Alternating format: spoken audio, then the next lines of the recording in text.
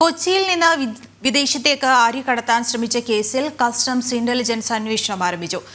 Customs നടത്തിയ വൻ അരിവേട്ടയിൽ വിശദമായ അന്വേഷണമാണ് നടക്കുക. ഉപ്പുചാക്കുകൾ എന്ന വ്യാജനയായിരുന്നു വല്ലാർപാടത്ത് നിന്ന് വിദേശത്തേക്ക് അരി കടത്താൻ ശ്രമിച്ചത്. കൂടുതൽ വ്യാപാരികൾക്ക് അരികടത്തിൽ പങ്കുണ്ടോയെന്നും അന്വേഷിക്കുന്നുണ്ട്.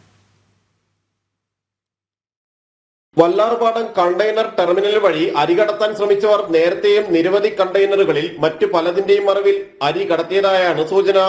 ഉപ്പുചാക്കുകൾക്കടിയിൽ ഒളിപ്പിച്ച് കടത്താൻ ശ്രമിച്ച 3 കണ്ടെയ്നറുകളായിരുന്നു വെള്ളിയാഴ്ച പിടികൂടിയത്. 4.5 കോടി രൂപ വില വരുന്ന അരി കടത്താൻ ശ്രമിച്ചത് ചെന്നൈയിൽ നിന്നും കേരളത്തിൽ നിന്നുമുള്ള വ്യാപാരികളായിരുന്നു. ഇവരെ വിശദമായി ചോദ്യം ചെയ്യും. കസ്റ്റംസ് ഇന്റലിജൻസ് വിഭാഗവും വ്യാപാരികളെ ചോദ്യം ചെയ്യും. 1 മാസത്തിനിടെ അരി കടത്തിയ 13 കണ്ടെയ്നറുകളായിരുന്നു കസ്റ്റംസ് പിടികൂടിയത്.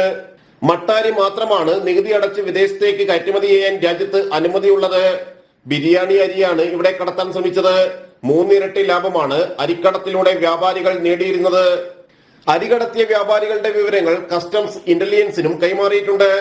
രഹസ്യ വിവരങ്ങളെ തുടർന്നുള്ള പരിശോധനകളിലാണ് അരികടത്ത് പിടിക്കപ്പെടുന്നത്. വല്ലാർപാടം കണ്ടെയ്നർ ടെർമിനൽ വഴിയുള്ള പഞ്ചസാര കടത്തും നേരത്തെ പിടികൂടിയിട്ടുണ്ട്. ജനം, കൊച്ചി.